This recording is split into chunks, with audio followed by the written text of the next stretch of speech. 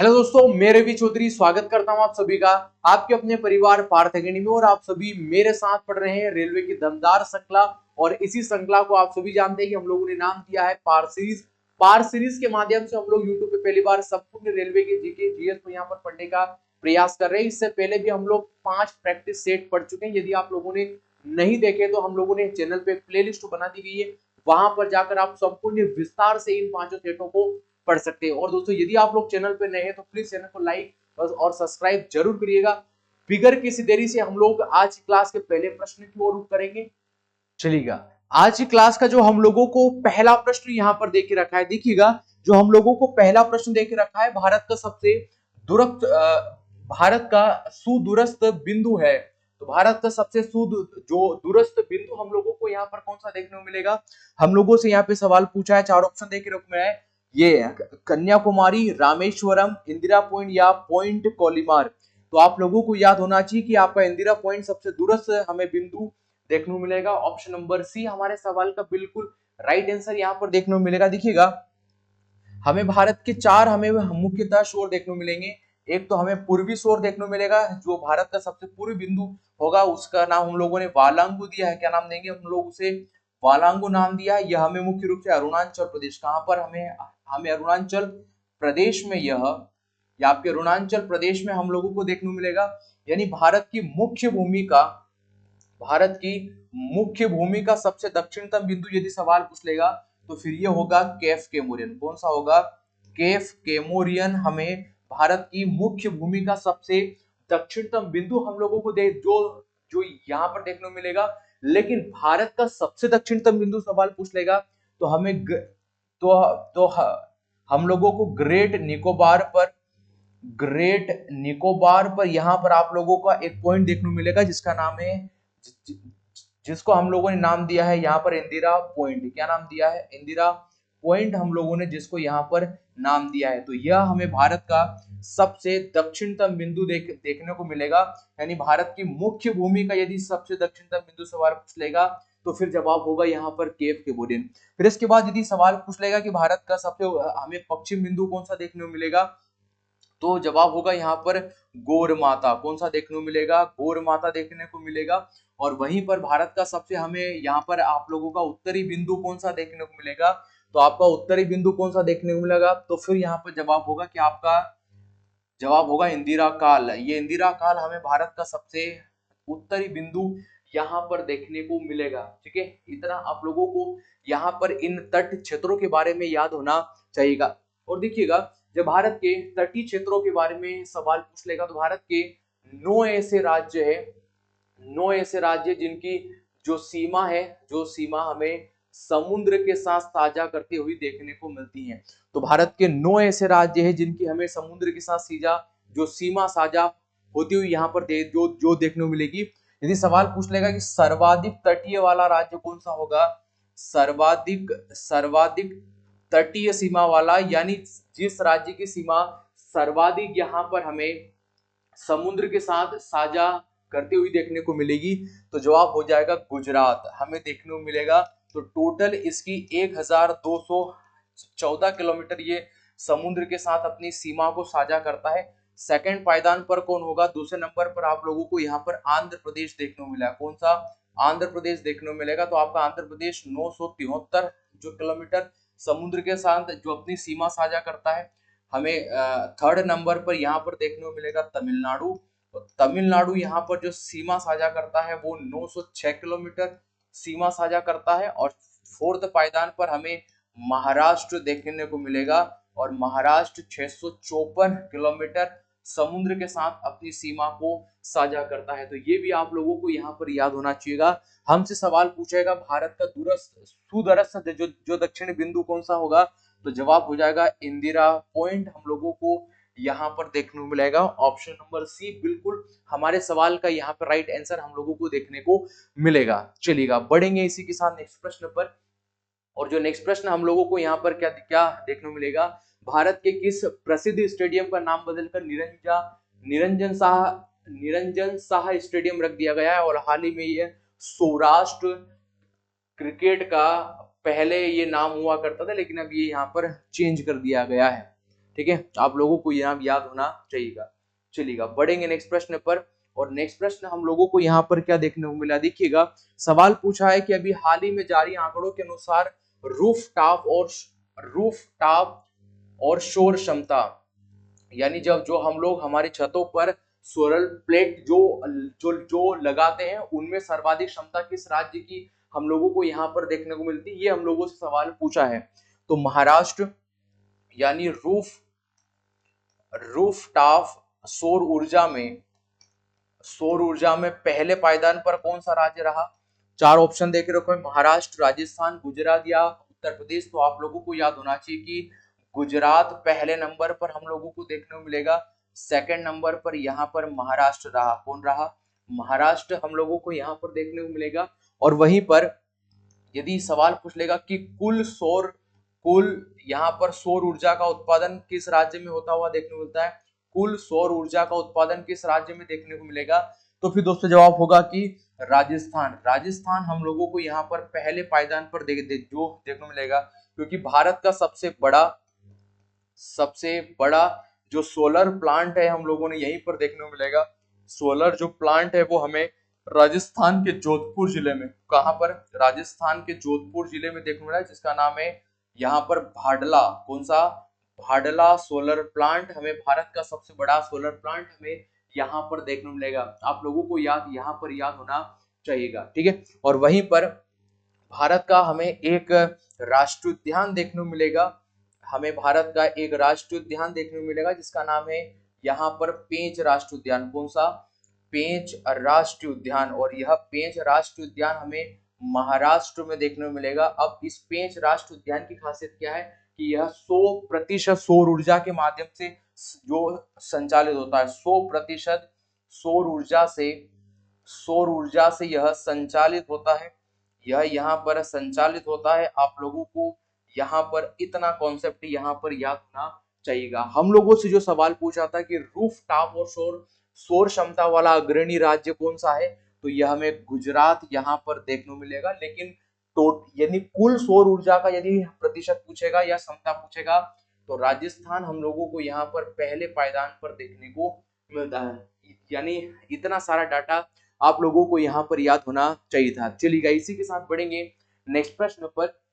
और जो नेक्स्ट प्रश्न हमें जो ये क्या देखने को मिलेगा, कौन सी प्राकृतिक सीमा भारत और श्रीलंका को आपस में अलग करती है। तो कौन सी सीमा यहाँ पर करेगी, जिब्राल्टर जल डमरू, बेरिंग जल डमरू, हारपुस जल डमरू, या फिर हमें यहाँ पर देखने को मिलेगा पाक जल डमरू। तो इस सवाल का राइट आंसर होगा हमें पाक जल डमरू यहाँ पर देखने को मिलेगा। ऑप्शन नंबर डी बिल्कुल हमारे सवाल का सही देखने को मिलेगा। यानी ये हमारे भारत का बिल्कुल हमें प्रायद्वीप क्षेत्र देखने को मिलेगा। और यहाँ पर हमें देखने को मिलेगा श्रीलंका। क्या देखने को मिलेगा, श्रीलंका। इन दोनों के बीच में हमें यहाँ पर पाक जल डमरू हम लोगों को यहाँ पर देखने को मिलेगा। आप लोगों को याद होना चाहिएगा जो आपस में हमारे प्यारे भारत और श्रीलंका को आपस में अलग करने का काम करता है, यहाँ पर आप लोगों को याद होना चाहिएगा। और वहीं पर देखिएगा यहाँ पर भारत का एक हमें द्वीप देखने को मिलेगा। जैसे ये रहा हमारा प्रायद्वीप भारत, और इसी प्रायद्वीपी भारत का एक द्वीप हमें देखने को मिलेगा जिसका नाम है धनुषकोटी। कौन सा देखने को मिलेगा, धनुषकोटी। और ये जो श्रीलंका है, तो श्रीलंका हमें देखने को मिलता है, तो श्रीलंका का हम लोगों को यहाँ पर एक द्वीप देखने को मिलता है जिसका नाम है तलाई मन्नार। कौन सा, तलाई मन्नार और भारत के द्वीप धनुषकोटी के बीच में, इन दोनों के बीच में आपस में हमारा राम सेतु इन दोनों के बीच, इन दोनों क्षेत्रों को आपस में जोड़ता है। आप लोगों को याद होना चाहिए। यदि आप लोगों को सवाल पूछ लेगा कि राम सेतु किन किन यहाँ पर द्वीपों को जोड़ता है, तो भारत के द्वीप धनुषकोटी और श्रीलंका के द्वीप तलाई मन्नार को आपस में यह जोड़ने का काम करता है। आप लोगों को याद होना चाहिएगा। वहीं पर बेरिंग जल डमरू, तो यहाँ पर हमें जो इस प्रकार से हम लोगों को एशिया महाद्वीप देखने को मिलेगा। और यहाँ पर हम लोगों को इस तरीके से नॉर्थ अमेरिका, यहाँ पर ये नॉर्थ अमेरिका कॉन्टिनेंट है, और ये हम लोगों को एशिया महाद्वीप देखने को मिलेगा। तो ये नीचे वाला जो जलाशय है, ये वाला जो जलाशय जो इस जलाशय को हम लोग यहाँ पर बेरिंग सागर बोलते हैं। क्या बोलेंगे, बेरिंग सागर हम लोग यहाँ पर बोलेंगे। और इसके जो ऊपर हमें जलाशय देखने को मिलेगा इसको हम लोग यहाँ पर चुक्की सागर बोलेंगे। कौन सा सागर देखने को मिलेगा? चुक्की सागर देखने को मिलेगा। तो ये जो आप लोगों का बेरिंग जल डमरू है ये यहाँ पर चुक्की सागर और बेरिंग सागर को आपस में जोड़ता है और आपके एशिया और आपके नॉर्थ अमेरिका को आपस में अलग करने का काम करता है। अलग करने का काम करता है, आप लोगों को याद होना चाहिएगा यहाँ पर। तो ये रहा बेरिंग जल डमरू। अब यहाँ पर हम लोगों को हारपुस जल डमरू पूछा है। तो ये हारपुस जल डमरू आप लोगों को यहाँ पर याद होना चाहिएगा कि यह यहाँ पर एक आप लोगों का ईरान या आपका ईरान प्लस आपके ओमान को आपस में अलग करने का काम करता है, यहाँ पर याद होना चाहिएगा। और वहीं पर जिब्राल्टर देखिएगा, ये तो हमें यहाँ पर आप लोगों का यूरोप वाला हिस्सा, कौन सा हिस्सा? यूरोप वाला हिस्सा देखने को मिलेगा। और यहाँ पर हमें अफ्रीका, ये नीचे आ गया अफ्रीका, यहाँ पर हमें अटलांटिक महासागर यहीं पर देखने को मिलेगा। यहाँ पर एक छोटा सा देश देखने को मिला जिसका नाम है स्पेन। कौन सा देखने को मिलेगा? यहाँ पर स्पेन जो हम लोगों को देखने को मिलेगा। और यहीं पर हम लोगों को एक देश देखने को मिला जिसका नाम है मोरक्को। कौन सा देखने को मिलेगा? मोरक्को। ये मोरक्को है। यहाँ पर हम लोगों ने लिखा है आप लोगों का स्पेन और यहाँ पर हम लोगों ने लिखा है आप लोगों का मोरक्को। तो इन दोनों के बीच में आपस में एक हमें जल संधि देखने को मिलेगी या हमें जलडमरू देखने को मिलेगा जिसका नाम है जिब्राल्टर। जिसका क्या नाम देखने को मिलेगा? जिब्राल्टर जलडमरू हमें देखने को मिलेगा। आप लोगों को याद होना चाहिए। और यही जिब्राल्टर जलडमरू को भूमध्य सागर की, कौन सा सागर की? भूमध्य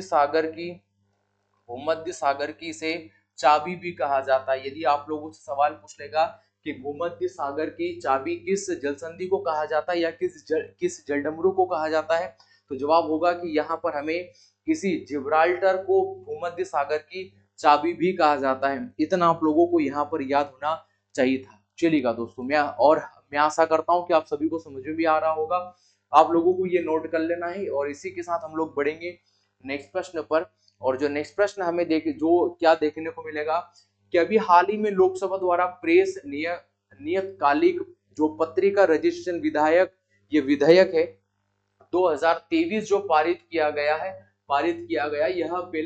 यह किसके स्थान पर यहाँ पर लाया गया था? ठीक है, तो यह किसके स्थान पर यहाँ पर लाया गया था? तो हम लोगों को 4 ऑप्शन देकर रखा है। प्रेस पुस्तक रजिस्ट्रेशन अधिनियम 1870, प्रेस और पुस्तक रजिस्ट्रेशन ये आपका अधिनियम 1867।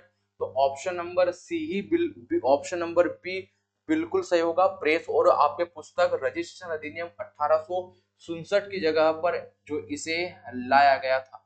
ठीक है, यानी पत्रकारिता पर नियंत्रण रखने के लिए यह वाला जो अधिनियम भारत में सबसे पहले लाया गया था। चलिएगा बढ़ेंगे नेक्स्ट प्रश्न पर।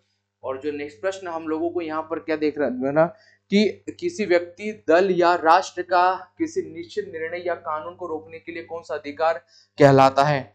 ठीक है, या तो कोई व्यक्ति के आदेश को रोक दो या राष्ट्र के आदेश को रोक दो या फिर किसी दल के आदेश को रोक दो। तो यह किस प्रकार की हमें शक्ति देखने को मिलती है? प्राधिकरण, वोट करें, वीटो या पावर ऑफ अटॉर्नी, कौन सी हमें यहाँ पर देखने को मिलेगी? ठीक है, तो इस प्रकार की शक्ति को हम लोग वीटो पावर बोलते हैं। क्या बोलेंगे? वीटो पावर हम लोग बोलते हैं। आप लोगों को यहाँ पर याद होना चाहिएगा। ठीक है, अब देखिए जब हम लोग भारत के राष्ट्रपति की बात करते हैं तो हम लोगों को आर्टिकल जो 111 के अंदर 3 प्रकार के वीटो हमें देखने को मिलेंगे। एक आप लोगों का यहाँ हम लोगों को अत्यंतकारी वीटो शक्ति राष्ट्रपति की हम लोगों को देखने को मिलेगी, जिसमें यदि संसद के द्वारा कोई भी विधेयक राष्ट्रपति तक भेजा जाता है तो राष्ट्रपति उसे अनिश्चित काल के लिए अपने पास में रख लेता है। अनिश्चित काल के लिए अपने पास में रख लेता है। यदि राष्ट्रपति ने इसे अनिश्चित काल के लिए रख लिया जाता है तो ऐसा मान लिया जाता है कि वह विधेयक अब क्या हो चुका है? बिल्कुल पूर्णतः निरस्त हो चुका है। फिर इसके बाद यहाँ पर जो राष्ट्रपति महोदय के द्वारा एक प्रकार का निलंबनकारी कौन सा वीटो लगाया जाता है? निलंबन वीटो लगाया जाता है। तो यह विधेयक जो संसदीय दल को यहाँ पर पुनः विचार के लिए यह वापिस आप लोगों का जो अधिनियम भेजा जाता है यानी राष्ट्रपति को पास आया, राष्ट्रपति को ऐसा लगा कि संशोधन, इस वाले अधिनियम में संशोधन करने की आवश्यकता है, तो राष्ट्रपति उसे पुनः संसद को लौटा भी सकता है। तो जो इस प्रकार के वीटो को हम लोग निलंबनकारी वीटो के नाम से जानते हैं। और एक प्रकार का वीटो हमें देखने को मिलेगा जिसका नाम है जेपी वीटो। कौन सा? हमें यहाँ पर जेपी वीटो हमें यहाँ पर देखने को मिलेगा। यानी राष्ट्रपति जो है, महामहिम राष्ट्रपति जो अपना फैसला होगा, अपना फैसला सुरक्षित रख लेगा। क्या करेगा? सुरक्षित रख लेगा, यानी अपने पास में रख लेगा। ठीक है, ये पूर्णतः निरस्त नहीं माना जाता है। जब तक राष्ट्रपति का विचार होगा उसके बाद ही राष्ट्रपति इसे पास करेगा। तो भारत के राष्ट्रपति के पास हम लोगों को 3 प्रकार के वीटो पावर की शक्तियां हम लोगों को यहाँ पर देखने को मिलती हैं। ठीक है, तो हमारा वीटो हमारे सवाल का बिल्कुल यहाँ पे राइट आंसर हम लोगों को यहाँ पर देखने को मिलेगा। चलिएगा बढ़ेंगे नेक्स्ट प्रश्न पर। और जो नेक्स्ट प्रश्न हम लोगों को यहाँ पर क्या देख रखा है कि राजा रवि वर्मा एक प्रसिद्ध थे। तो हमें क्या एक प्रसिद्ध यहाँ पर देखने को मिलेंगे? गणितज्ञ, हमें यहाँ पर गायक या फिर चित्रकार। तो क्या हम लोगों को यहाँ पर देखने को मिलेंगे? आप लोगों से सवाल पूछा है, देखिएगा, राजा रवि वर्मा, राजा रवि वर्मा से यदि सवाल यहाँ पर सवाल पूछा है तो आप लोगों को याद होना चाहिए कि भारत में आधुनिक आधुनिक आधुनिक भारत के चित्रकारिता चित्रकारिता के जनक कहा जाता है। इन्हें क्या कहा जाता है? आधुनिक भारत की चित्रकारिता का जनक कहा जाता है, क्योंकि इन्होंने जो प्रमुख यहाँ पर इनके जो चित्र हम लोगों को फेमस देखने को मिलेंगे, जैसे यहाँ पर राजा दमयंती, नल और दमयंती के बारे में हमें चित्र देखने को मिलेगा। माँ सरस्वती का चित्र इनके द्वारा बनाया गया, माँ सरस्वती का चित्र राजा रवि वर्मा के द्वारा ही यहाँ पर जो बनाया गया था। ये किस राज्य से बिलोंग करते हैं? ये सवाल पूछ लेगा किस राज्य से बिलोंग करेंगे, तो जवाब होगा कि यह केरल राज्य से। कौन से राज्य से? केरल राज्य से यहाँ पर बिलोंग करते हैं, आप लोगों को याद होना चाहिए। और वहीं पर एम फिदा हुसैन, एम फिदा हुसैन आप लोगों को याद होना चाहिए, ये भी भारत के हैं। ये एम फिदा हुसैन को भारत का पोस्लो पिकासो कहा जाता है। भारत का पास्लो पिकासो इनको कहा जाता है। आप लोगों को याद होना चाहिएगा, क्योंकि यहीं पर जो इनके प्रसिद्ध हमें चित्र देखने को मिलता है, जैसे जो इनके द्वारा एक भारत माँ का चित्र बनाया गया था, भारत माँ का चित्र इनके द्वारा बनाया गया है, आप लोगों को याद होना चाहिएगा। और यहाँ पर आप लोगों को याद होना चाहिएगा नीली, यहाँ पर जो इनके द्वारा एक चित्र बनाया गया था नीली रातें। कौन सा बनाया था? नीली रातें इनके द्वारा हमें एक चित्र देखने को मिलेगा। ठीक है, और वहीं पर मकड़ी का जाल, कौन सा? मकड़ी का जाल आप लोगों को याद होना चाहिएगा। 3 प्रसिद्ध इनके द्वारा चित्र हमें देखने को मिलेंगे। और एम फिदा हुसैन को आप लोगों को याद रखना है कि इन्हें भारत का पास्लो पिकासो कहा जाता है।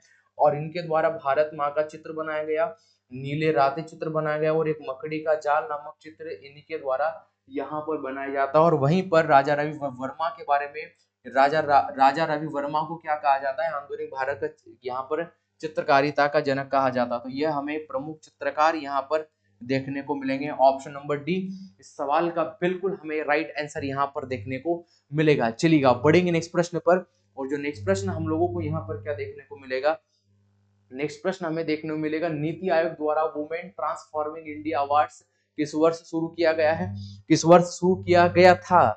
किस वर्ष शुरू जो किए गए थे? 2016 में, 17 में, 15 में या 14 में? तो आप लोगों को याद होना चाहिए कि 2016 में इनको लाए गए थे। ऑप्शन नंबर ए हमारे सवाल का बिल्कुल राइट आंसर देखने को मिलेगा।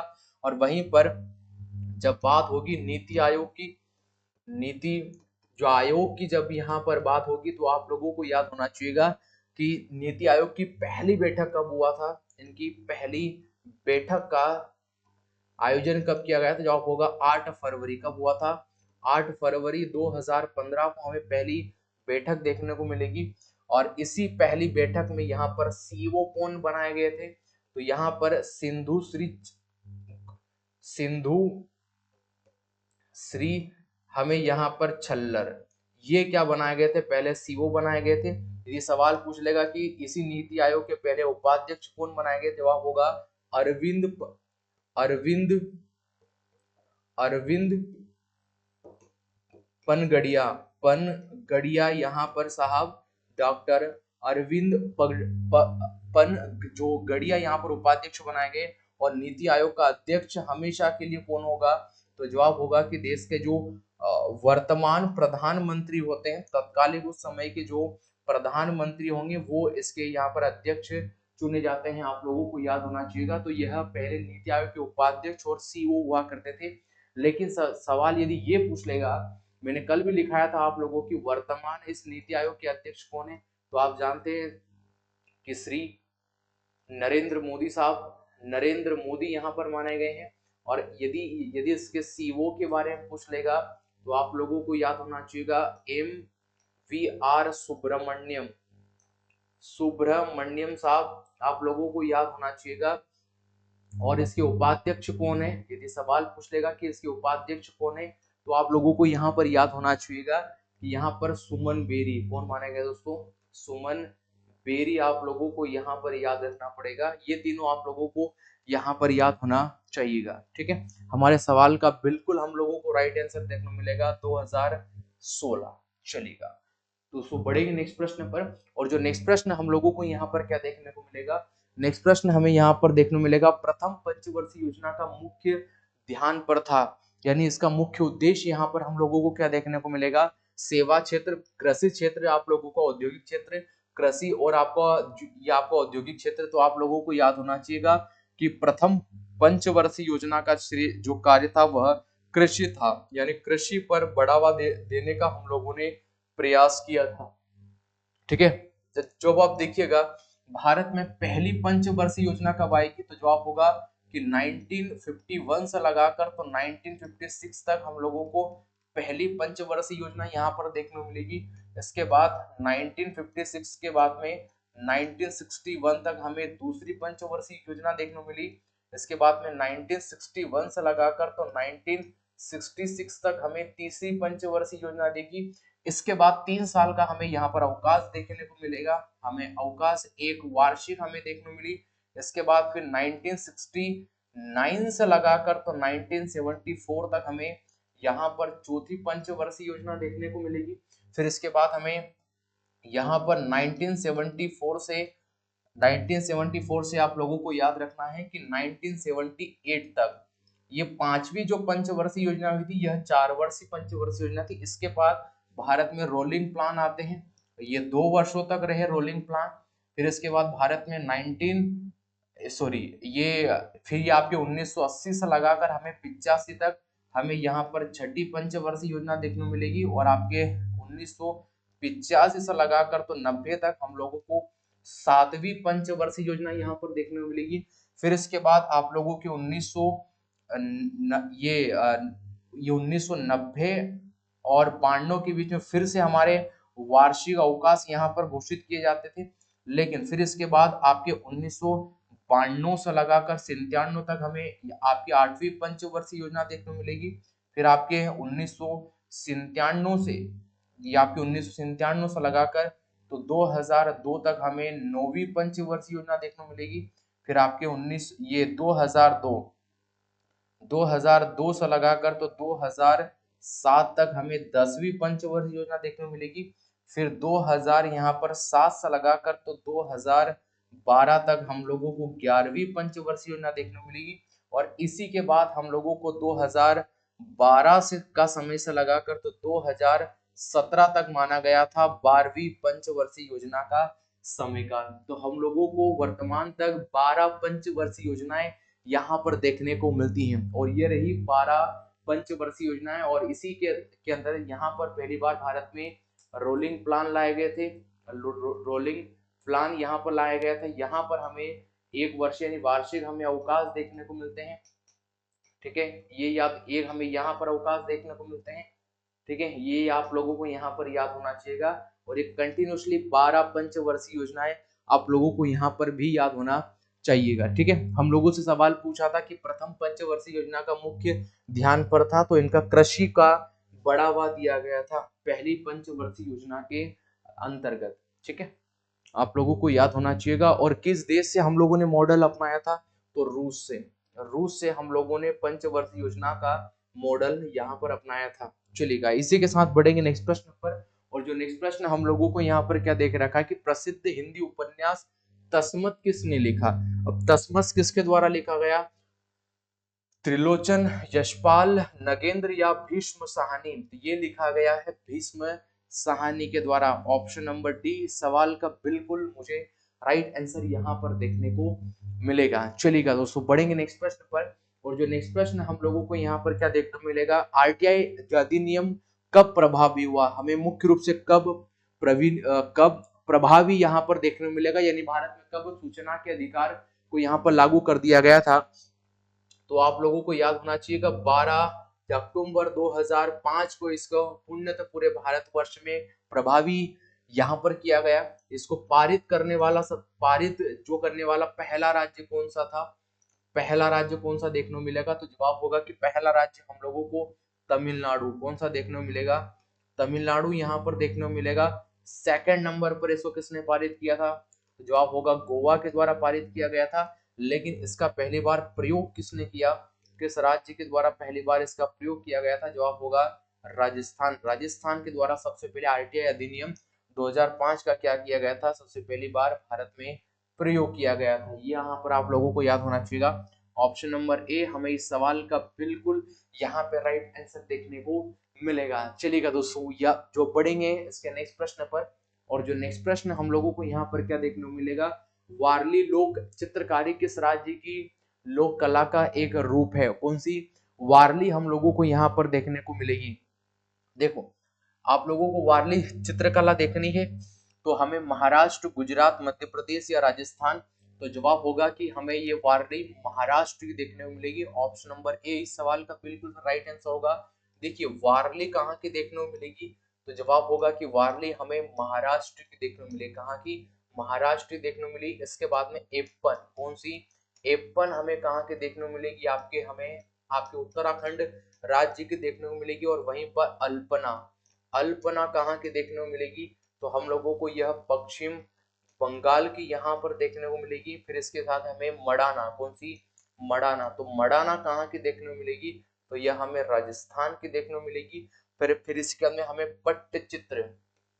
पट्ट चित्रकारिता हमें यह ओडिशा राज्य, कौन सा राज्य की, ओडिशा राज्य की यहाँ पर देखने को मिलेगी। वहीं पर फुलकारी, कौन सी फुलकारी चित्रकारिता, ये हमें पंजाब कहाँ की देखने को मिलेगी, आपकी आपकी पंजाब की। वहीं पर हम लोगों को चिकनकारी, कौन सी चिकनकारी यहाँ पर कौन सी देखने को मिलेगी, तो यह हमें यूपी की देखने को मिलेगी। आप लोगों को याद होना चाहिएगा। और फिर इसी के साथ आप लोगों का नोरता, कौन सा नोरता और नोरते, नोरता नोरता व नोरते, नोरता व नोरते, ये हमें मध्य प्रदेश की चित्रकारिता यहाँ पर देखने को मिलेगी। तो ये एटलीस्ट अभी तो आप लोगों को इतनी चित्रकारिता यहाँ पर याद होना चाहिएगा। हम लोगों से सवाल जो पूछा था केवल वारली, तो सवाल होगा महाराष्ट्र की हम लोगों को यहाँ पर देखने को मिलती है। चलिएगा दोस्तों, बढ़ेंगे इसी के साथ नेक्स्ट प्रश्न पर। और जो नेक्स्ट प्रश्न हम लोगों को यहाँ पर क्या देखने को मिलेगा कि भारत और पाकिस्तान के बीच 1960 में हुई सिंधु जल संधि में किस शहर में यहाँ पर हस्ताक्षर हमें देखने को मिलेंगे। हम सभी जानते हैं कि सिंधु रिवर के जो डिस्प्यूट को लेकर यानी विवाद को लेकर भारत और पाकिस्तान में 1960 में ही हमें एक समझौता देखने को मिला था। उस समय आप लोगों को क्या क्या याद होना चाहिएगा, जब हम लोगों को यह सिंधु नदी समझौता देखने को मिलेगा। सिंधु नदी समझौता हम लोगों को यहाँ पर देखने को मिला।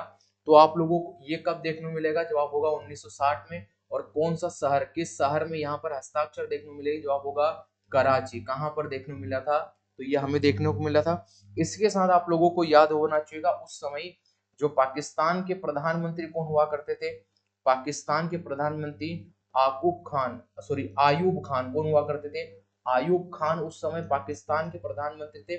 उस समय भारत के यशस्वी प्रधानमंत्री कौन हुए, भारत के उस समय पीएम कौन हुआ करते? जवाब होगा पंडित जवाहरलाल नेहरू। कौन हुए? पंडित जवाहरलाल नेहरू हुए थे, आप लोगों को याद होना चाहिए। अब जो समझौता हुआ था, वो समझौते में क्या हुआ, यहाँ पर आप लोगों की 3 महत्वपूर्ण नदी यानी सिंधु नदी, सिंधु रिवर के बाद में चिनाब, और चिनाब के बाद यहाँ पर झेलम, इन तीनों नदियों के आपके 80% पानी का प्रयोग कौन करेगा? 80% पानी का प्रयोग पाकिस्तान करेगा, और 20% केवल पानी का प्रयोग कौन करेगा? हमारा प्यारा भारत करेगा। लेकिन फिर इसके बाद में 3 और भी रिवर थी, फिर एक हमें रावी, रावी के बाद यहाँ पर झेलम, झेलम के बाद यहाँ पर व्यास नदी। कौन सी रिवर? हमारी व्यास नदी। इन इन तीनों रिवर के 80% पानी का प्रयोग कौन करेगा? प्यारा भारत। और 20% पानी का प्रयोग कौन करेगा? तो यह पाकिस्तान करेगा। ठीक है, तो ये समझौता हमें देखने को मिले था।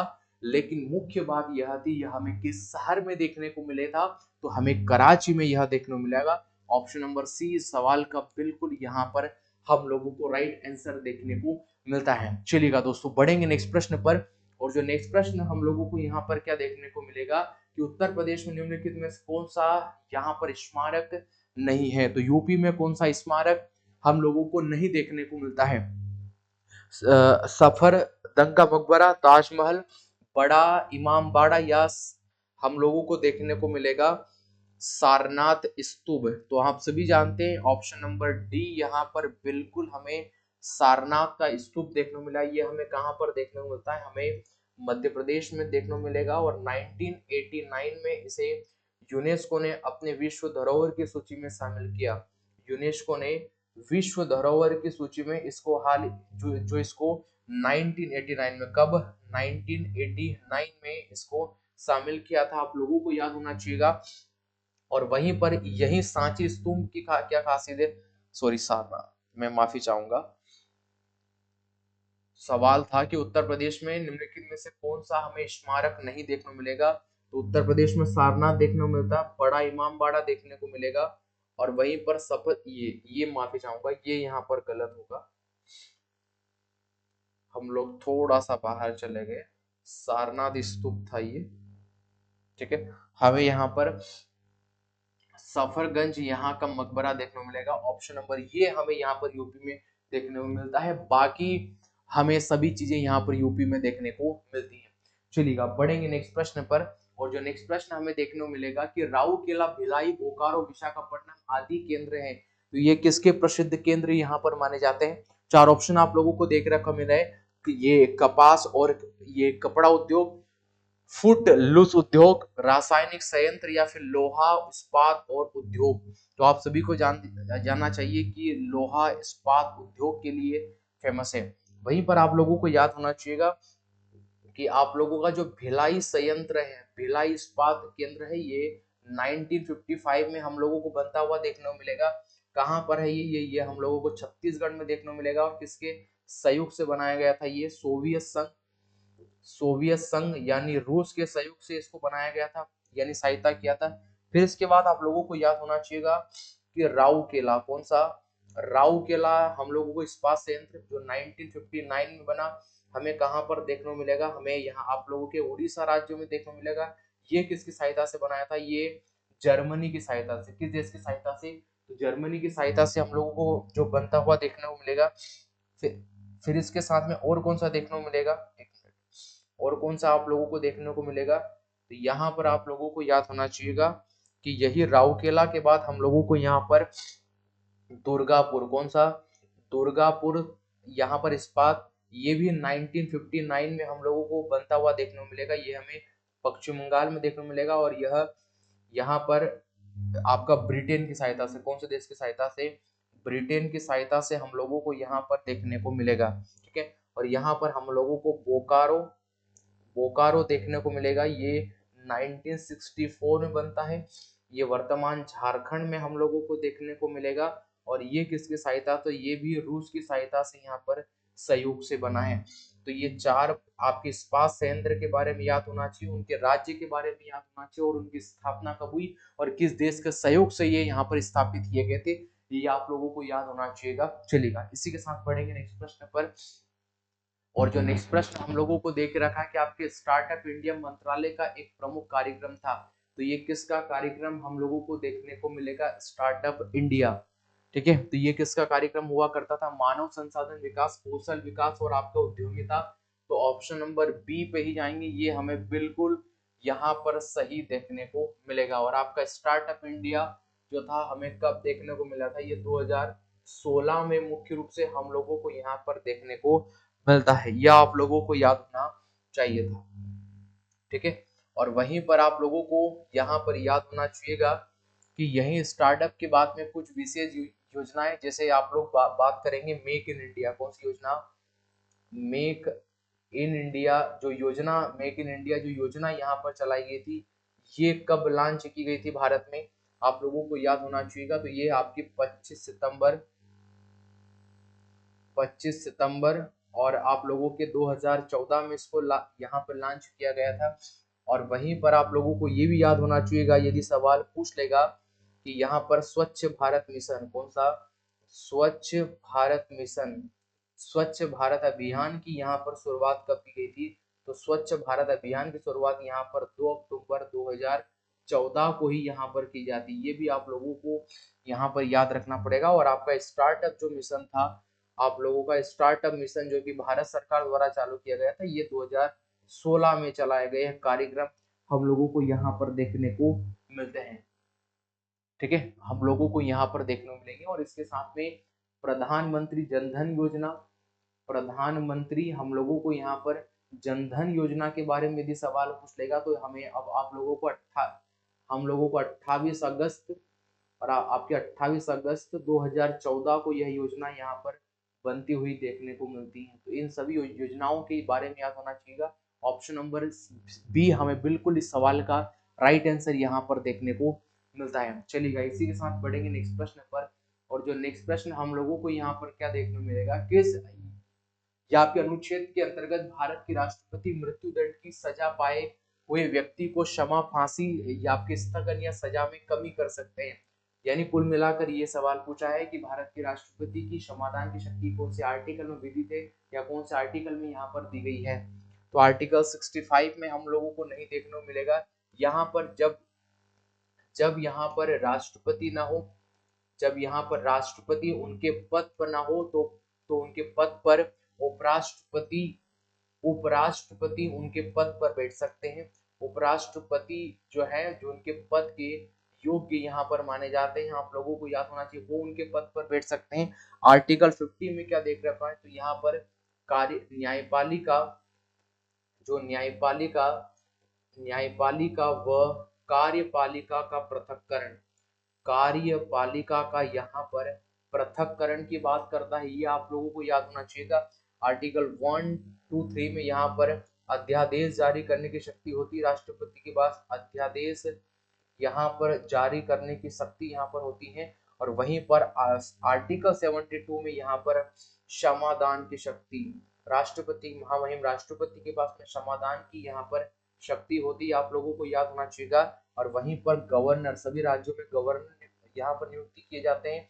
तो गवर्नर में कौन से आर्टिकल के तहत यहाँ पर क्षमादान की शक्ति होती है? तो आप लोगों को याद होना चाहिए कि आपका आर्टिकल 161 में क्षमादान की शक्ति गवर्नर के पास में होती है। ऑप्शन नंबर डी सवाल का बिल्कुल हमें यहाँ पर राइट आंसर देखने को मिलेगा। चलिएगा, बढ़ेंगे नेक्स्ट प्रश्न पर। और जो नेक्स्ट प्रश्न हमें क्या देखने को मिलेगा, भारत के सबसे पुराने गोल्फ क्लब की स्थापना कब की गई थी? तो कब की गई थी सबसे पुराने गोल्फ क्लब की? इसका नाम था रॉयल गोल्फ क्लब। इसकी स्थापना कब की गई थी? 1827, 28, 29 या 30? तो हमें 1829 में इसकी स्थापना होते हुए देखने को मिलेंगे। ऑप्शन नंबर सी बिल्कुल इस सवाल का राइट आंसर होगा। चलिएगा, बढ़ेंगे नेक्स्ट प्रश्न पर। और जो नेक्स्ट प्रश्न हम लोगों को यहाँ पर देखने को मिलेगा, तामदिल झील किस राज्य में स्थित है? एक फेमस लेक हम लोगों को देखने को मिलेगी, इसका नाम है तामदिल झील। किस राज्य में हम लोगों को यहाँ पर देखने को मिलेगी? असम, मिजोरम, अरुणाचल प्रदेश या उत्तराखंड? तो आप लोगों को याद होना चाहिएगा, तो हमें मिजोरम में देखने को मिलेगी। यानी सवाल पूछेगा आप लोगों से कि तामदिल झील हम लोगों को कहां पर देखने को मिलेगी? तो हम लोगों को यह मिजोरम में। कहाँ पर? मिजोरम में हम लोगों को यहाँ पर देखने को मिलेगी। और आपके पूर्वोत्तर भारत की आप लोगों को एक लोकटक झील के बारे में, एक लोकटक झील के बारे में याद होना चाहिएगा। यह आपके मणिपुर में स्थित है। कहाँ पर? मणिपुर में स्थित है। यह आपके पूर्वोत्तर भारत की कौन से, आप लोगों के पूर्वोत्तर पूर्वोत्तर भारत की सबसे बड़ी और मीठे पानी की झील हम लोगों को यहाँ पर देखने को मिलती है। आप लोगों को याद होना चाहिए। और यहीं पर एक प्रकार का तैरता हुआ राष्ट्रीय उद्यान जिसका नाम है केबुल लामजाओ। केबुल लामजाओ हम लोगों को एक राष्ट्रीय उद्यान यहाँ पर देखने को मिलेगा। और इसी झील के अंदर यहाँ पर संगाई, संगाई एक प्रकार का हमें यहाँ पर आप इसका पशु भी देखने को मिलेगा जिसका निवास स्थान जो मुख्यतः यह झील यहाँ पर माना गया है। और यही जो संगाई है मणिपुर का राष्ट्रीय पशु है। मणिपुर का राष्ट्रीय पशु, मणिपुर का राजकीय पशु भी यही हम लोगों को यहाँ पर देखने को मिलता है। आप लोगों को याद होना चाहिएगा। और वहीं पर हम लोगों को यहाँ पर पुलिकट झील, कौन सी झील? एक पुलिकट झील हम लोगों को देखने को मिलेगी। और यही पुलिकट जो झील है हमें तमिलनाडु और आंध्र प्रदेश, कहाँ पर? तमिलनाडु व आंध्र प्रदेश की सीमा पर देखने को मिलेगी। क्योंकि इसी झील पर श्री हरिकोटा प्रक्षेपण केंद्र यहाँ पर है। आप लोगों को याद होना चाहिए। और हम लोगों को एक बेवानंद झील, कौन सी? एक बेवानंद झील हम लोगों को देखने को मिलेगी। और यही बेवानंद झील केरल में स्थित है। कहाँ पर है? ये केरल में देखने को मिलेगी। ये भारत की सबसे लंबी जो झील देखने को मिलेगी, 96 किलोमीटर की हम लोगों के साथ यहाँ पर देखने को मिलती है। आप लोगों को याद होना चाहिए।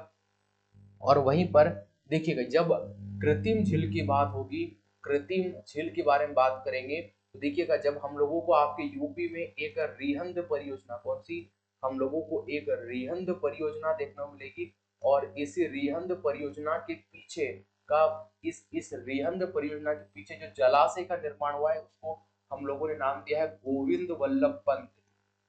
गोविंद वल्लभ जो पंत हम लोगों ने इसको नाम दिया है। यदि आप लोगों से सवाल पूछ लेगा कि भारत का सबसे बड़ा या सबसे बड़ी कृत्रिम झील कौन सी देखने को मिलती है, गोविंद वल्लभ पंत, ये किस रिवर पर है? तो ये रिहन नदी पर है। क्योंकि रिहन नदी पर जो बांध बनाया है उसके पीछे जो जलाशय का निर्माण हुआ है हमने उसी उसी को ही गोविंद वल्लभ पंत नाम दिया है। और वहीं पर हम लोगों को यहाँ पर आप लोगों को एक गोविंद वल्लभ पंत के बाद आप लोगों को यहाँ पर मेट्टूर बांध, कौन सा बांध? एक मेट्टूर, मेट्टूर बांध हम लोगों को देखने को मिलेगा। इसी मेट्टूर बांध के जो पीछे जो जलाशय का निर्माण हुआ है, इसके पीछे जो जलाशय का निर्माण हम लोगों को देखने को मिला है उस झील का नाम है आप लोगों के, या आप लोगों के स्टेल नेल, स्टेल नेल झील। देखिएगा झील का जो प्राकृतिक जो जलाशय बना है उसी का नाम रख दिया गया है यहाँ पर आप लोगों के स्टेल नेल झील। तो ये स्टेल नेल झील हमें मेट्टूर बांध के पीछे पड़ते हुए देखने को मिलेगी। और आप लोगों की ये जो गोविंद वल्लभ पंत है ये हमें रिहंद रिवर पर यहाँ पर देखने को मिलेगी। अब मेरा आप लोगों से ये प्रश्न है कि हमें गोविंद सागर झील कहाँ पर देखने को मिलेगी? ये भी एक प्रकार की गोविंद सागर झील, गोविंद सागर झील हम लोगों को कहां पर देखने मिलेगी? मेरा आप सभी से ये प्रश्न है और कमेंट बॉक्स में आप सभी को इस सवाल का यहाँ पर जवाब देना है। चलिएगा इसी के साथ बढ़ेंगे नेक्स्ट प्रश्न पर। और जो नेक्स्ट प्रश्न हम लोगों को यहाँ पर क्या देखने को मिलेगा, देखिएगा जो नेक्स्ट प्रश्न हमें किस त्योहार को पूर्व पूर्व का महाकुंभ भी कहा जाता है, यानी पूर्व के महाकुंभ के नाम से कौन सा यहाँ पर फेस्टिवल हम लोगों को देखने को मिलेगा? हार्नबिल। तो हार्नबिल आप सभी जानते हैं कि इसे मुख्यतः नागालैंड, जिसे त्योहारों का त्योहार कहा जाता है, क्या कहा जाता है? त्योहारों का, इसे त्योहार कहा जाता है। आप लोगों को याद होना चाहिएगा, यानी फेस्टिवल ऑफ फेस्टिवल कहा जाता है। यहाँ पर बिहू या आप लोगों का जम्बू चाबी, तो आप लोगों को याद होना चाहिएगा जम्बू चाबी मेला, अबू चाबी मेला जो माता कामाख्या को समर्पित है, माता कामाख्या को जो समर्पित है, यह को क्या कहा जाता है? इसे पूर्व का महाकुंभ कहा जाता है। पूर्व का महाकुंभ, पूर्व का महाकुंभ कहा जाता है। आप लोगों को याद होना चाहिएगा।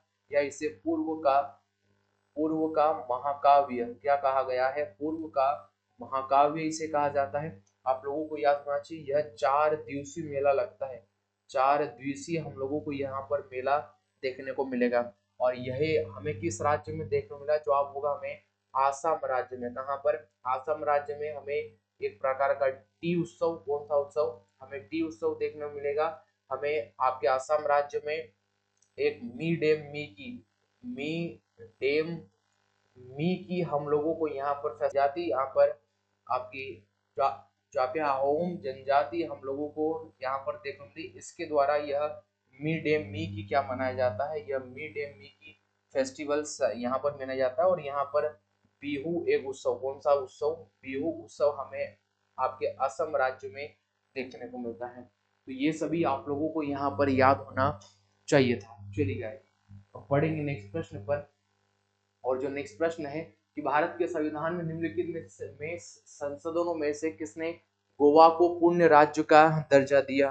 तो गोवा को पूर्ण राज्य का दर्जा देने वाला संशोधन कौन सा माना गया? तो यहाँ पर 42वां संविधान संशोधन, 56वां, 59वां संविधान संशोधन या 48वां। तो आप लोगों को याद होना चाहिएगा कि 56 वाला जो संशोधन था, इसके तहत गोवा को पूर्ण राज्य का दर्जा दिया गया। और वहीं पर जो 52वां संविधान संशोधन किया गया था, तो यह 52वां संविधान संशोधन 1985 में हम लोगों को देखने को मिलेगा, जो दल बदल को रोकने के लिए, दल बदल कानून यहाँ पर लाने के लिए भारत में सबसे पहले पेश किया गया था। आप लोगों को यहाँ पर याद होना चाहिएगा। अब दल बदल कानून क्या होगा? यानी किसी चुनाव के वक्त या चुनाव जीतने के बाद किसी एक सांसद या विधायक के द्वारा जब पार्टी को जब पूर्णतः बदल दिया जाता है, यानी कोई वह व्यक्ति दूसरी पार्टी में जब शामिल हो जाता है, तो उस प्रक्रिया को हम लोग दल बदल बोलते हैं। तो इस दल बदल प्रक्रिया को रोकने के लिए 52वां संविधान संशोधन 1985 में यहाँ पर संशोधन किया गया। अब ये भी याद होना चाहिएगा किन किन व्यक्तियों पर दल बदल कानून यहाँ पर लागू नहीं होता है। तो ऐसे 3 व्यक्ति हैं जो, ठीक है, जब कोई पार्टी अध्यक्ष द्वारा व्यक्ति को निकाला जाए, पार्टी अध्यक्ष के द्वारा जो है वो सांसद है, चाहे वो सांसद हो या चाहे वो विधायक हो, उसे अपनी पार्टी से निकाल दिया जाएगा, तो वो विधायक या सांसद रहेगा। दूसरा, यह जब भी कोई भी सदन का अध्यक्ष बन जाता है, सदन का अध्यक्ष बनते ही यदि कोई व्यक्ति सदन का अध्यक्ष बन गया, तो उसके ऊपर दल बदल कानून लागू नहीं होगा। जैसे को मान लिया जाए, जैसे कोई लोकसभा अध्यक्ष है, तो उसके ऊपर किसी प्रकार का दल बदल कानून यहाँ पे लागू नहीं होगा। यदि कोई विधानसभा अध्यक्ष बन जाता है या विधान परिषद का अध्यक्ष बन जाता है, जो भी सदन का नेता होगा, सदन के नेता पर किसी प्रकार का हमें यहाँ पे दल बदल का कानून या प्रावधान देखने को नहीं मिलता है। इसी के साथ आप लोगों को याद होना चाहिए। तीसरा, जब दो तिहाई जो जो जो यहाँ पर सांसद या विधायक और ऐसे कितने 2/3 सांसद या विधायक एक साथ जब पार्टी छोड़ते हो, एक साथ जब पार्टी परिवर्तन कर लेते, तो इनके लोगों पर भी 2/3 के ऊपर यदि एक साथ पार्टी को छोड़ दिया जाएगा, तो इनके ऊपर किसी प्रकार का दल बदल कानून यहाँ पर मान्य नहीं होगा। हम लोगों से सवाल केवल पूछ लिया गया था कि हम लोगों ने गोवा को पूर्ण राज्य का दर्जा कब दिया था? तो गोवा को हम लोगों ने 56वें संविधान संशोधन के तहत पूर्ण राज्य का दर्जा दिया गया था। आप लोगों को याद होना चाहिएगा। चलिएगा, इसी के साथ बढ़ेंगे नेक्स्ट प्रश्न पर। और जो नेक्स्ट प्रश्न हमें देखने को मिलेगा, किसने भारतीय पुरुष फुटबॉल टीम का नया मुख्य कोच नियुक्त किया गया है? तो हाल ही में भारतीय फुटबॉल टीम का नया मुख्य कोच जो नियुक्त किया गया है, वो किसे नियुक्त किया गया है? यहाँ पर शांत रंगास्वामी, विनय कात्रा, मनालो मार्केज या डक्कन फ्रेशर। तो ये मनालो मार्केज को यहाँ पर नियुक्त किया है। आप लोगों को यहाँ पर याद होना चाहिएगा। और वहीं पर जब भारत में ओलंपिक खेलों में बात आती है भारतीय फुटबॉल टीम की, जब भारतीय फुटबॉल टीम की बात आती है, तो हम लोगों को वर्तमान समय में हमें भारतीय फुटबॉल टीम तो नहीं देखने को मिली, लेकिन भारत ने अपना जो पहला फुटबॉल जो दल भेजा था, ये कब भेजा था? ये 1948 में भारत ने भेजा था। फिर इसके बाद 1956 में भारत ने जो मेलबर्न ओलंपिक हुआ था, कौन सा? मेलबर्न ओलंपिक हुआ था, यहाँ पर भारत ने क्वालिफायर किया। और इसके साथ जो अंतिम हॉकी जो ओलंपिक था भारतीय, ये फुटबॉल टीम ने 1960 में खेला था। कब खेला था? 1960 में यहाँ पर खेला था। आप लोगों को याद होना चाहिएगा, ठीक है। तो अभी तो वर्तमान में नहीं है, लेकिन पिछला जो हमारा इतिहास रहा था वो इतना ही था। तो फुटबॉल पुरुष टीम का जो कोच बने हैं वो मनालो मार्कस यहाँ पर बने हैं। ऑप्शन नंबर सी इस सवाल का बिल्कुल हमें यहाँ पर देखने को, राइट आंसर देखने को मिलेगा। चलिएगा, इसी के साथ बढ़ेंगे नेक्स्ट प्रश्न पर। और जो नेक्स्ट प्रश्न हम लोगों को देखने को मिलेगा कि 30वीं सुल्तान यहाँ पे अजहर शाह ट्रॉफी 2024 किसके द्वारा जीती गई है? तो ये किसके द्वारा जीती गई है? चार ऑप्शन आप लोगों को देखने को मिलेंगे यहाँ पर, जापान, चीन, रियल मैड्रिड या स्पेन। तो आप सभी जानते हैं कि ये अजहर, ये सुल्तान या फिर जलन शाह ट्रॉफी जापान के द्वारा हमें प्राप्त होती हुई देखने में। जापान ने 1-0 से किसको हराया है? पाकिस्तान को हराया। किसको हराया है? पाकिस्तान को यहाँ पर हराया। ऑप्शन नंबर ए इस सवाल का बिल्कुल हमें यहाँ पर राइट आंसर देखने को मिलेगा। चलिएगा, इसी के साथ बढ़ेंगे नेक्स्ट प्रश्न पर। और जो नेक्स्ट प्रश्न हम लोगों को यहाँ पर क्या देख रहे हो मैं, निम्नलिखित में से कौन सा भारत का सबसे बड़ा नदी द्वीप है? तो भारत का सबसे बड़ा नदी द्वीप हम लोगों को यहाँ पर कौन सा देखने को मिलेगा? ठीक है, यहाँ पर हम लोगों को देखने को मिलेगा माजुली द्वीप, नोक खनन नदी द्वीप, त्यासम की संस्कृति, ये कुछ और ऑप्शन दिया, भवानी द्वीप हम लोगों को देखने को मिलेगा। तो ऑप्शन नंबर ए यह ब्रह्मपुत्र रिवर पर बना है। कौन से पर? ब्रह्मपुत्र नदी के ऊपर यह बना है। आप लोगों को याद होना चाहिए सबसे बड़ा जो द्वीप, नदी द्वीप, हमें यही आप लोगों का मांजुली द्वीप देखने को मिलेगा। कौन सा? हमें मांजुली द्वीप यहाँ पर देखने को मिलेगा। और इसी मांजुली द्वीप के बाद आप लोगों को ये भी याद होना चाहिए कि यदि सबसे छोटा पूछ लेगा तो हमें उमानंद द्वीप, कौन सा? उमानंद द्वीप हम लोगों को यहाँ पर देखने को मिलेगा। आप लोगों को इतना एटलीस्ट यहाँ पर याद होना चाहिए। और जब बात द्वीप समूह की बात आ रही है तो तटों की भी आप लोग यहाँ पर बात कर सकते हैं। तटों की तो हम लोग बाद में बात करेंगे, लेकिन अब केवल हम इतनी बात करेंगे। माजुली जो द्वीप है ये सबसे बड़ा भारत का नदी द्वीप हम लोगों को वर्तमान में देखने को मिलता है। चलिएगा, इसी के साथ बढ़ेंगे नेक्स्ट प्रश्न पर। और जो नेक्स्ट प्रश्न हम लोगों को देखने को मिलेगा, निम्नलिखित में से कौन सर्वोदय अवधारणा के संस्थापक थे? सर्वोदय जो हमें योजना है, ये अवधारणा दिया था, इसके संस्थापक कौन माने गए हैं? महात्मा गांधी, विनोबा भावे, जयप्रकाश नारायण या के जी मुशरूवाला, कौन इसके संस्थापक माने गए हैं?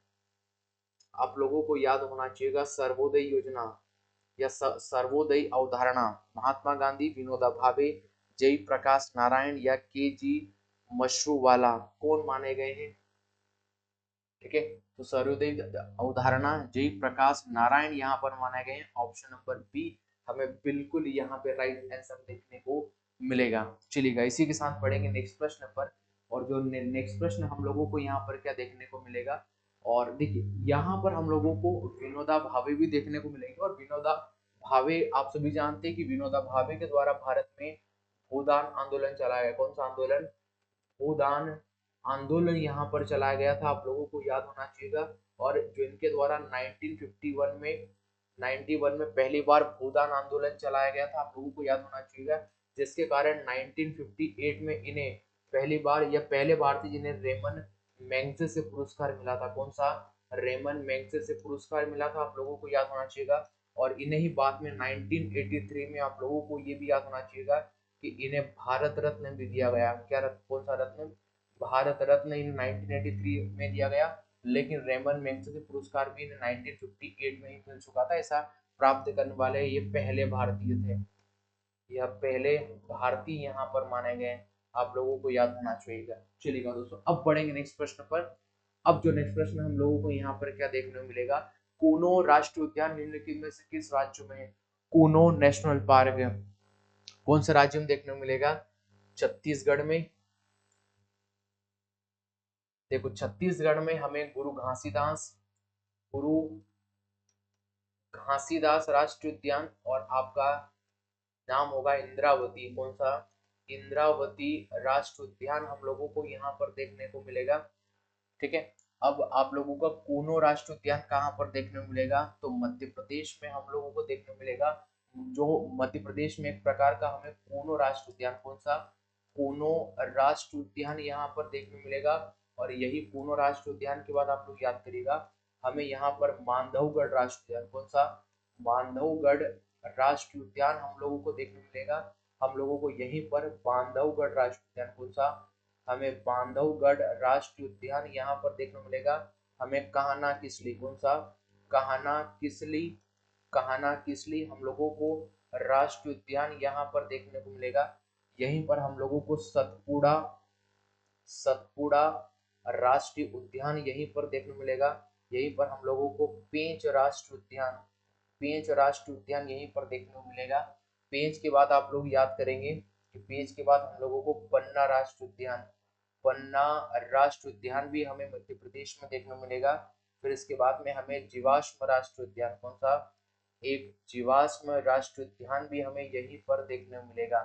ठीक है, ये कुछ फेमस जो है हमने आप लोगों को लिखाए हैं, बांधव, बांधव, कान्हा, और आप लोगों का सतपुड़ा, सतपुड़ा का पेंच, पन्ना, और आप लोगों का जीवाश्म राष्ट्रीय उद्यान। ये सभी राष्ट्रीय उद्यान हमें मुख्यतः मध्य प्रदेश में यहाँ पर देखने को मिलते हैं। ठीक है, ऑप्शन नंबर, हमारे ऑप्शन सवाल का राइट आंसर रहेगा ऑप्शन नंबर डी, हम लोगों को यहाँ पर देखने को मिलेगा। चलिएगा, इसी के साथ बढ़ेंगे नेक्स्ट प्रश्न पर। और जो नेक्स्ट प्रश्न हम लोगों को यहाँ पर क्या देख रखा है कि G20 2024 की अध्यक्षता निम्नलिखित में से किस देश के द्वारा की जा रही है। अब ये 2024 की हम लोगों से सवाल पूछा है। देखिएगा, जब 2022 की यहाँ पे सवाल पूछेगा तो आपके इंडोनेशिया के द्वारा, एक देश हमें इंडोनेशिया के द्वारा यहाँ पर देखने को मिली थी। जब 2023 की बैठक करेगा, 2023 की बैठक कहाँ पर हुई थी, प्यारे भारत में हम लोगों को देखने को मिली थी। और हम लोगों ने इसका धैर्य वाक्य क्या रखा था, तो हमें धैर्य वाक्य हम लोगों ने क्या रखा था, आप लोगों को याद होना चाहिए, वसुदेव, वसुदेव, वसुदेव कुटुंबकम, कुटुंबकम हम लोगों ने आदर या धैर्य वाक्य यहाँ पर आदर्श वाक्य रखा था। यहाँ पर शेरपा कौन थे भारत की तरफ से, तो अभिताभ कांत कौन थे, अभिताभ, अभिताभ यहाँ पर कांत शेरपा थे भारत के, आप लोगों को याद होना चाहिए। और क्या खास बात रही, यहाँ पर पहली बार अफ्रीकी यूनियन, अफ्रीकी यूनियन को यहीं पर, अफ्रीकी यूनियन को यहीं पर जोड़ा गया था। और बात करेगा जब भारत में ये 20 बैठक की बात होगी, यदि इसके बाद पूछेगा कि 2024 में इसका ये बैठक कहाँ पर होगी, तो ये ब्राजील में, कहाँ पर होगी, ब्राजील में हमें देखने को मिलेगी। लेकिन G20 की यदि पूछ लेगा कि G20 की स्थापना कब हुआ था, G20 की हमें स्थापना यहाँ पर कब देखने मिलेगी, तो स्थापना हमें 1999 में इसकी स्थापना यहाँ पर देखने को मिलती है। ठीक है, 2024 में जो बैठक कहाँ पर होने जा रही है, तो ये ब्राजील में होने जा रही है। ऑप्शन नंबर बी सवाल का बिल्कुल राइट आंसर हम लोगों को यहाँ पर देखने को मिलेगा। चलिएगा, इसी के साथ बढ़ेंगे नेक्स्ट प्रश्न पर। और जो नेक्स्ट प्रश्न हमें क्या देखने को मिलेगा, भारतीय संविधान का कौन सा अनुच्छेद हिंदी को संघ की आधिकारिक भाषा के रूप में ये निर्दिष्ट करता है, तो हम सभी जानते हैं कि आर्टिकल 343 करता है। ऑप्शन नंबर डी इस सवाल का बिल्कुल यहाँ पे राइट आंसर रहेगा। चलिएगा, इसी के साथ बढ़ेंगे नेक्स्ट प्रश्न पर। और जो नेक्स्ट प्रश्न हमें देखने को मिलेगा, निम्नलिखित में से कौन सा वलित पर्वत का प्रकार नहीं है, कौन सा वलित पर्वत का प्रकार यहाँ पर हम लोगों को नहीं देखने को मिलेगा, अरावली पर्वतमाला, राइन घाटी, जापलाचियन या यूराल पर्वत। ठीक है, ये हम लोगों को यहाँ पर देखने को मिलेंगे। तो आप लोगों को याद होना चाहिए कि अरावली पर्वतमाला जो हमें पूर्णतः भारत में देखने को मिली, यह एक अवशिष्ट पर्वत का उदाहरण, कौन से, अवशिष्ट पर्वत का यहाँ पर उदाहरण हम लोगों को देखने को मिलती है, आप लोगों को याद होना चाहिए। और जब हम लोग प्यारे भारत की बात करते हैं तो हमें यहाँ पे अरावली पर्वतमाला हमें एक प्रकार का अवशिष्ट पर्वत हम लोगों को देखने को मिलेगा। और वहीं पर जब बात यहाँ पर करेंगे हम लोग हिमालय की, तो हिमालय एक प्रकार का हम लोगों को यहाँ पर वलित पर्वत, कौन सा पर्वत, वलित पर्वत हम लोग को देखने मिलेगा। यहीं पर हम लोगों के पास में एक सतपुड़ा पर्वतमाला, और सतपुड़ा पर्वतमाला के साथ यहाँ पर विंध्याचल पर्वतमाला, सतपुड़ा पर्वतमाला और विंध्याचल पर्वतमाला, और इसके साथ हमें नीलगिरी पर्वतमाला, नीलगिरी पर्वतमाला, ये तीनों ही हमें एक प्रकार के ब्लॉक पर्वत का उदाहरण, कौन सा पर्वत का, ब्लॉक पर्वत का उदाहरण हम लोगों को यहाँ पर देखने को मिलती हैं। ठीक है, ऑप्शन नंबर ए इस सवाल का बिल्कुल यहाँ पे करेक्ट माना जाएगा। चलिए इसी के साथ बढ़ेंगे नेक्स्ट प्रश्न पर। और जो नेक्स्ट प्रश्न हम लोगों को यहाँ पर क्या देख रखा है कि आपके उस्ताद यजमत अली खान किस लिए प्रसिद्ध थे, क्या बजाने में ये प्रसिद्ध थे, हम लोगों से यहाँ पे सवाल पूछा है। ठीक है, तबला, वायलिन, सरोद या वीणा या सरोद। तो आप सभी जानते हैं यदि सवाल पूछेगा कि यहाँ पर उस्ताद उस्ताद ज, ये आपके उस्ताद जजमद अजमद अली खां, उस्ताद जजमज अली खां यदि आप लोगों को सवाल पूछेगा, या फिर आप लोगों से हाफिज खां को क्या पूछेगा, हाफिज खां, हाफिज खां यदि सवाल पूछ लेगा। और वहीं पर मुकेश शर्मा, कौन, मुकेश शर्मा। और वहीं पर अलाउद्दीन खां, अलाउद्दीन खां। तो ये सभी भारत के प्रसिद्ध क्या माने गए हैं, सरोद वादक यहाँ पर माने जाते हैं। ऑप्शन नंबर डी बिल्कुल सही देखने को मिलेगा। और वहीं पर यहाँ पे अलाउद्दीन खां को क्या कहा जाता है, इनको भारत में सरोद सम्राट कहा गया है, सरोद सम्राट यहाँ पर कहा जाता है। आप लोगों को इतना एटलीस्ट यहाँ पर याद होना चाहिए था दोस्तों। चलिएगा, मैं मैं आशा करता हूँ कि आप सभी को यहाँ पे समझ में भी आ रहा होगा दोस्तों। और आज की बढ़ते हैं आज की क्लास के अंतिम प्रश्न पर। और आज की क्लास का जो अंतिम प्रश्न है, ये प्रश्न आप लोगों को होमवर्क में इस सवाल का मुझे जवाब देना है। देखिएगा, जो आप लोगों से यहाँ पे प्रश्न पूछा गया है कि प्रधानमंत्री या फिर उज्ज्वला योजना का शुभारंभ कब हुआ, कब हमें प्रधानमंत्री यहाँ पर उज्ज्वला योजना का शुभारंभ देखने को मिलता है, आप लोगों को इस सवाल का मुझे जवाब देना है दोस्तों। आज की क्लास में इतना ही, हम लोग जो मिलते हैं नेक्स्ट वीडियो में, तब तक के लिए धन्यवाद।